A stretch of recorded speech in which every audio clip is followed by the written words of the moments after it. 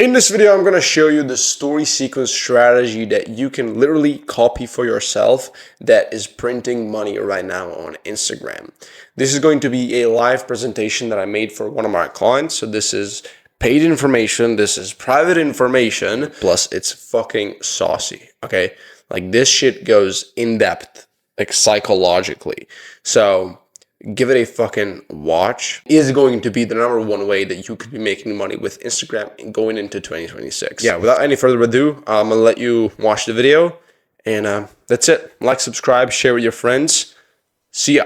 Hey Anthony, how's it going? So, boom, here I am with a story plan, just like you said, and I'm gonna go ahead and explain everything right now.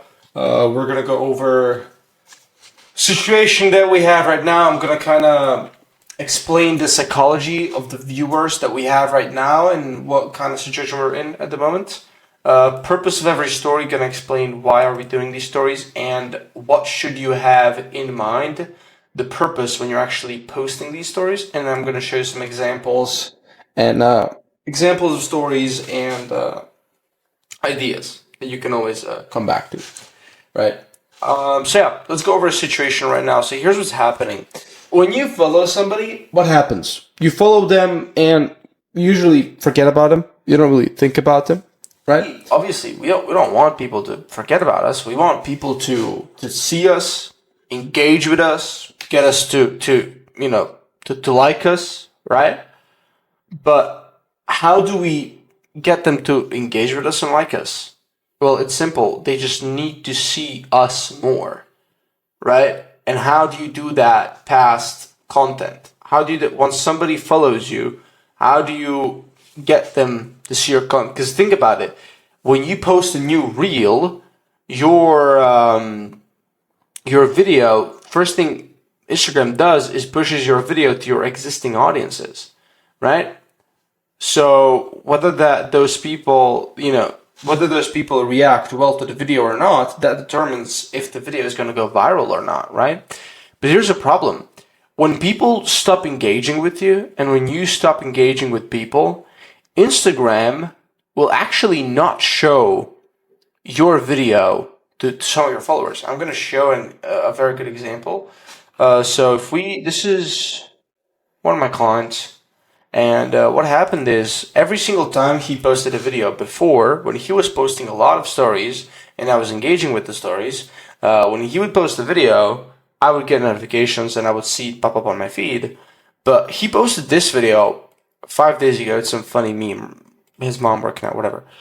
And I didn't see it. Why? Because he wasn't posting on his story and I wasn't engaging with him.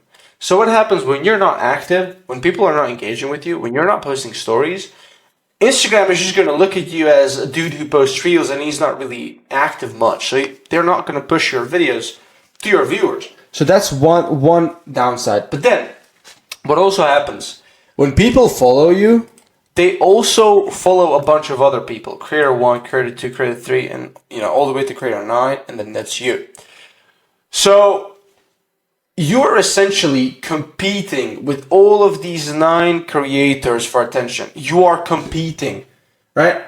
But what happens when you don't post stories and this first creator posts stories every single day, you are now at the back of the list, right? If you go on your Instagram right now, you're going to have a bunch of stories, right? Right? And so which ones are you going to look at? Well, probably first 3. Sometimes people just look at the first 1 story, they look at it and they don't want to look no more, right?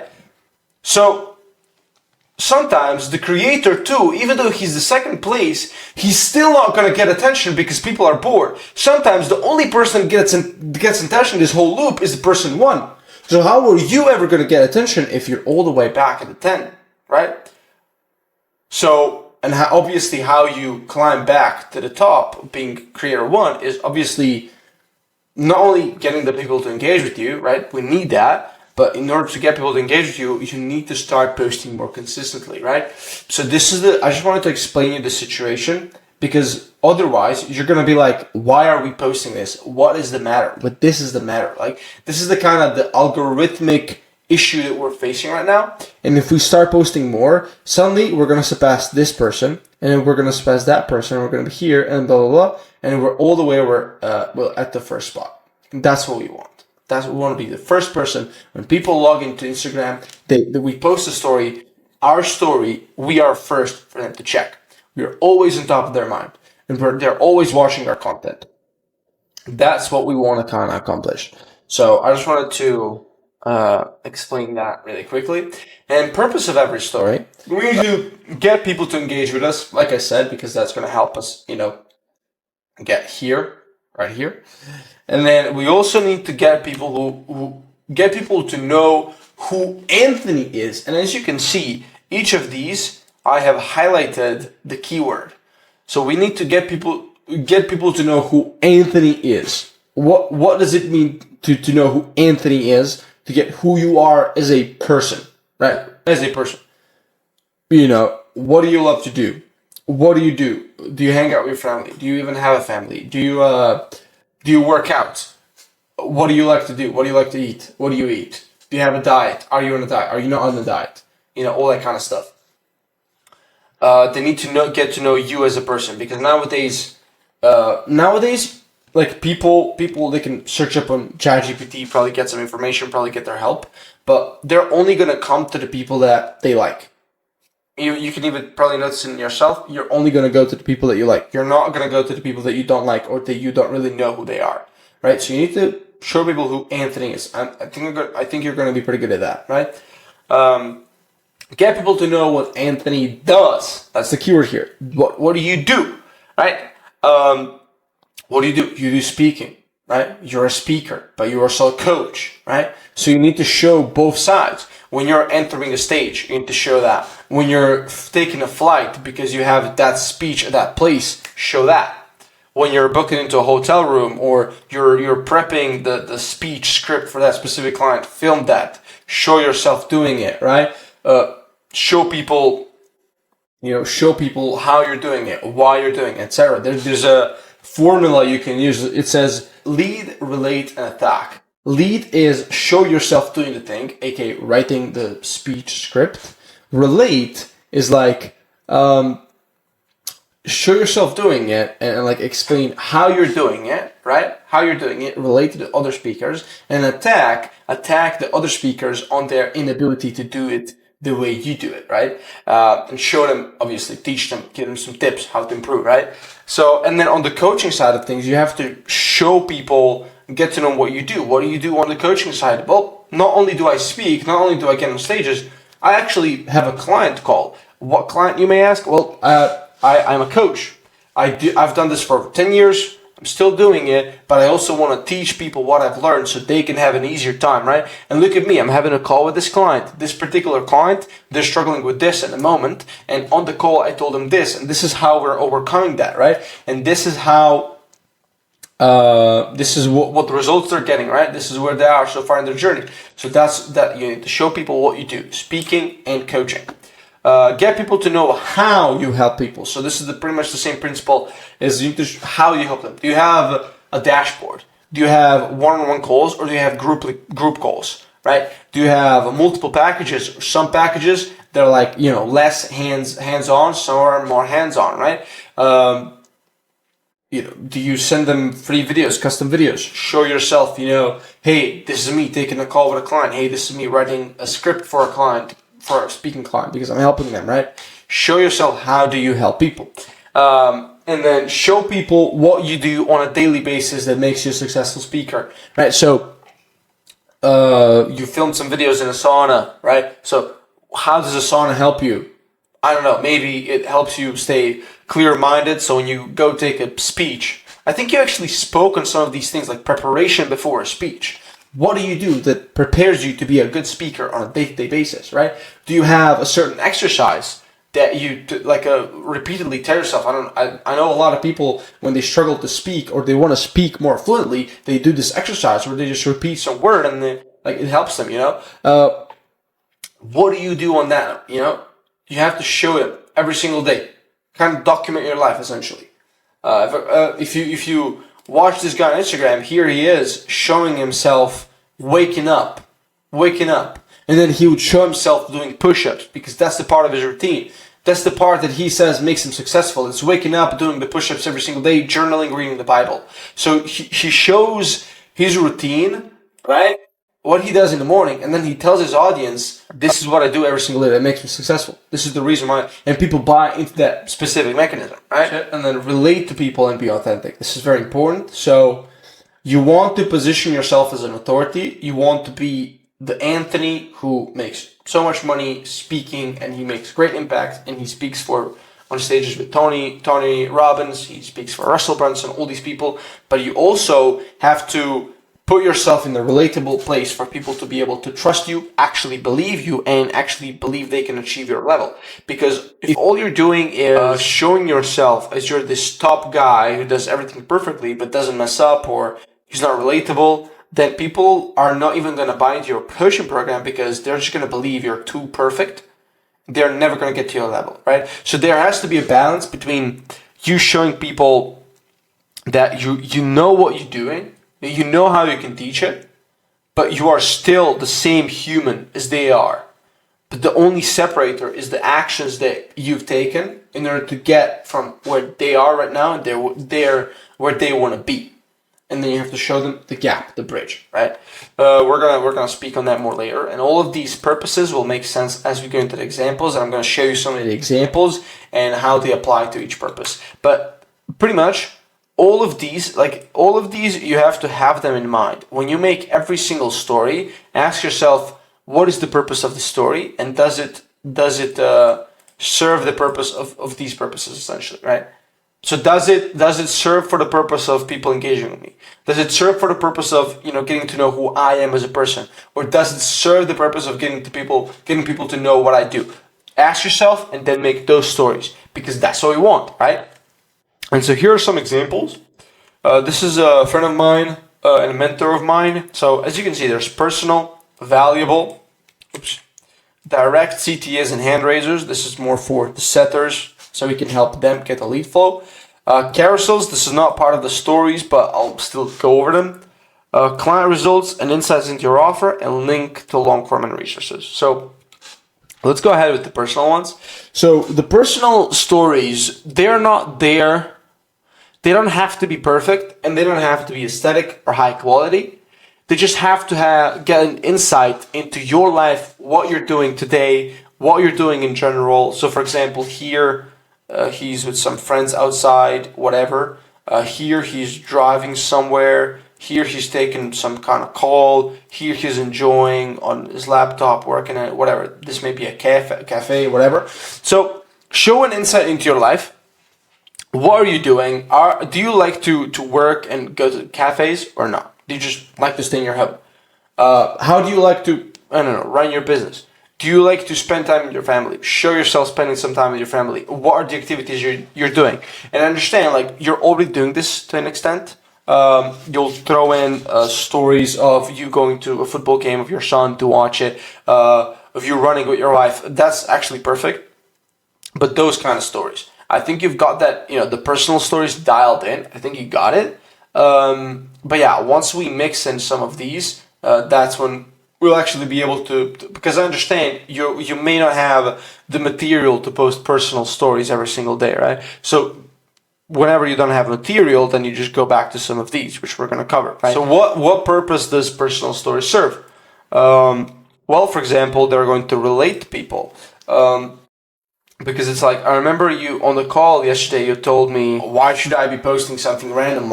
I think you said dog eating a fish. How's that going to help people? Well, you don't have to post dogs eating a fish type of story. But when you post something regarding your dog or anything personal, let's say there's a speaker, right? And he speaks, he needs help with coaching, and he has money to pay you, and he likes dogs. He likes dogs. He loves them, right? And he loves feeding his dogs. And when he sees you caring for his dog, for your dog, and feeding him, right? He's gonna be like, wow, this dude, not only does he know how to speak, I've seen him do it, I've seen him have a coaching program, but he also loves dogs. It's fucking insane. That resonates with me. That relates to me, right? Yeah, and they're gonna probably buy into you more than some other guy who has the same thing as you. He's also a speaker, also has a coaching program, but for example, he doesn't like dogs. So what is the separator of this person buying from you? Well, you both have the same thing, but just that you like the dogs and the buyer likes the dogs, but a competitor doesn't like the dogs. And so the person who doesn't like the dogs and they can relate to you, he's going to come to you because you have something, that's relatable to both of you and something similar. You'd also understand, helps people get to know who you are, helps them engage. Sometimes if I see something, funny or wholesome on your stories, I'm going to like it. I think I liked one of your stories the other day. So that's a form of engagement, right? And that's what you want people to do. So that's an example of how the personal stories and how they achieve all these purposes. Now, value stories. So here, as you can see, this guy in particular, he posted these like questionnaires. So he would post a story saying, "Hey guys, I want to give some value. Like, do you have any questions? I'm gonna answer. Right? Give some value." And then he posts this little thing where people can ask a question, and then when they ask a question, you can simultaneously you can give value to all of those people. And amongst those people, every single question, if there's 1,000 people viewing your story, reading what you said, there's going to be 100% going to be some of them that actually resonate with what you're saying and they will actually find it helpful. So this is a good leverage. So let's look at what purpose does it achieve. It gets people to know how you help people, sort of. Gets people to know what Anthony does, sort of, and get people to engage. So, and by the way, this is very powerful engagement because the setters can use it to reach out to you. And you're putting your audience in value depth. You're giving them value, right? And they can go apply it and they get results. And not only are they going to be hooked onto what you're doing, which is onto your stories, because they're going to be like, well, Anthony gave me some value and I applied it and I got results. I'm going to listen to that guy more, obviously. Right? And then when you actually reach out to them, they're going to be like, well, it's going to be rude not to respond or not to hop on a call with this guy because he gave me so much value, right? And if you naturally make people money with your stories and everything, they're going to come to you to buy because you've already made them money for free. They might as well invest that money that you made them anyway into your other programs. So that's kind of how that works. Next is direct CTAs and hand raisers. These are pretty good. They don't have to be complicated, as you can see. Here, I'm not sure if I can zoom in, I probably can't. But here he's posting very direct CTAs, right? And here he's just posting like, are you guys, this is something we could do, right? But are you guys speaking currently? Or do you have an event, or are you struggling with getting on stage, right? And then you put a bunch of polls and then you see what people react, right? So I know we talked about which offer do we push, whether we push a 2K offer. This is something we can do. We can categorize, okay, this product is good for those people that struggle with this, and then we can post it in a story. Why are you struggling with speaking? And then a bunch of reasons, and then we get to know exactly which offer is the best to push based on the answers we get directly from the audience. Now, you want to do these stories maybe twice a week.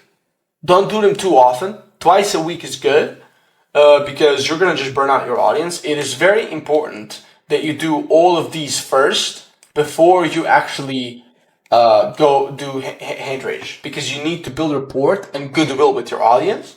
You need to give them value. You need to give them results and proof so they can actually trust you, and you need to have them like you as a person before you can actually ask them for anything. Because if you just go ahead and ask them for anything before you've done all the other steps, it's just gonna make you seem like a person who just wants the money out of the audience and not actually to connect with them.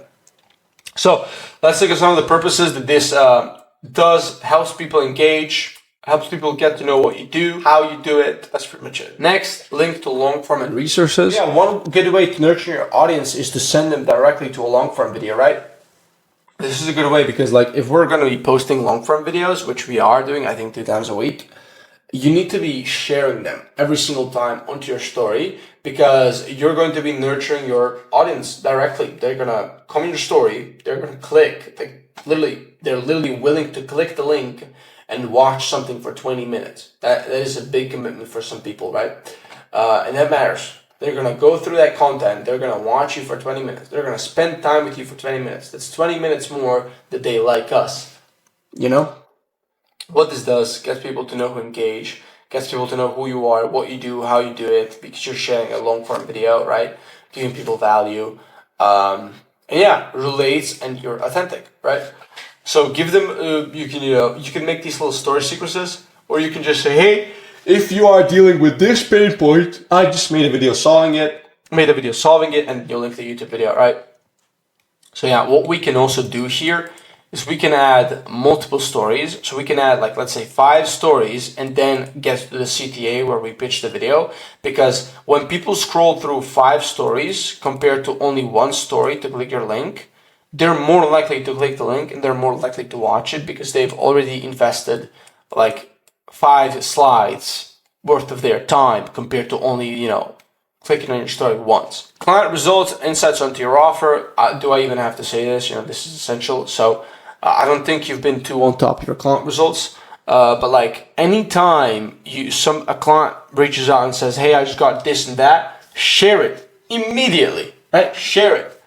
Or if somebody comes to you, reaches out to DMs and has like, Anthony, your video was really, really helpful. Thank you so much. You can also post it in your story, and you can also link it to the video that they watch, so more people can watch it, right? You can combine these two together. Super powerful. And insights into your offer. This is what I meant by show people what you do on a daily basis. Get people to know how you're doing it. What do you do, right? Show people insights into your offer. Do you have a dashboard? Do you take one-on-one calls? Do you take weekly group calls? What do you do? What do you have to offer people?